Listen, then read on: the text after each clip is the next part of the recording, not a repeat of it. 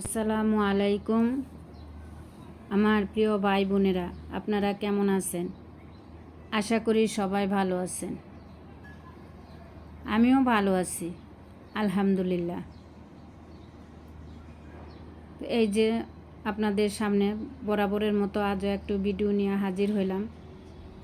আজকে আমি কি রান্না বান্না করব, আপনারা সবাই দেখতে থাকুন, আমার সাথেই থাকুন। প্রথমে আমি মাছ ভাইজা নিছি, এই ডাউলের বড়ি রান্না করব দেহা। এই ডাউলের বড়াটা আমার কাছে খুবই ভালো লাগে, তো আমি এই যে লাল কইরা ভাইজা নিছি, তেল দিয়ে নিছি। ডাউলের বড়িটা আসলে তেল বেশি খায়, দিলেও মানে থাকে না, সাথে সাথে ডালের বড়িটা মানে তেলটা খেয়ে ফেলে, এই জন্য বোঝা যাইতেছে না। তো এইভাবে আমি ডাউলের বড়িটা ভাইজা নিলাম।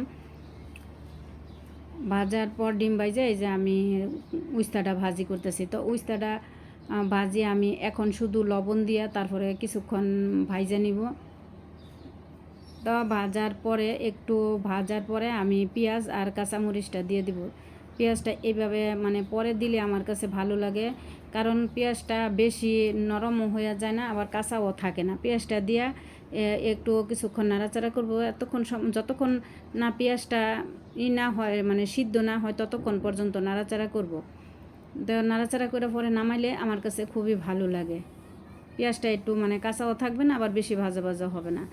তো এই যে দেখেন, আমি চান্দা মাছটা প্রথমে একটু পানি দিয়ে সিদ্ধ করে নিছি। সিদ্ধ করার পরে যে পেঁয়াজটা আর কাঁচামরিচটা আলাদা আবার মশলা মাখায় রাখছিলাম, এই মাছের মধ্যে পেঁয়াজের মধ্যে আমি আদা রসুন তারপরে জিরার গুঁড়া হলুদ মরিচ দিয়ে মাখায় তারপরে রান্না করছি। আমার কাছে চান্দা মাছটা এইভাবে খুবই ভালো লাগে। পরে এই যে দেখেন, আমি ডাউলের বড়িটা রান্না করার জন্য মানে মশলাটা কষায় নিতেছি। তো এটার মধ্যে একটু আদা রসুন দিলে ভালো লাগবে, তো আদা রসুনটা আমি দিছি, স্কিপ হয়ে গেছে গা। মানে আদা রসুনটা দিতে হয়, এটা দিলে ভালো লাগে। তো এই ডালের বড়িটা তো এখন সব সময় পাওয়া যায়, সারা বছরে যখন মন চায় তখনই আইনা খাইতে পারি। তো আমরা যখন ছোট ছিলাম তখন শুধু শীতে পাওয়া যেত, শীতের সময় আনতো। আর ডাউলের বড়িটা এইভাবে এই যে শুধু ডাউলের বড়ি মাছ দিয়ে এটা আমরা খাইতাম, তো আমরা এইভাবেই খাইতাম আগে। তো এখন দেখি সবাই একটু সবজির উপরে দিয়ে টিয়া রান্না করে, সেজন্য আমিও এখন ওইভাবেও রান্না করে খাই সবজির উপরে দিয়া।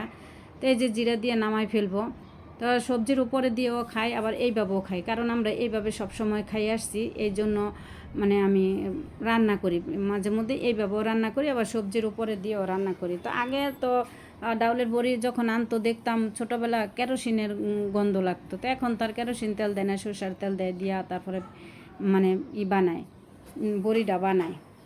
এইখানে আবার কয়টা পাতা বেশি ছিল, ওগুলো আবার আমি ভাইজা নিতেছি।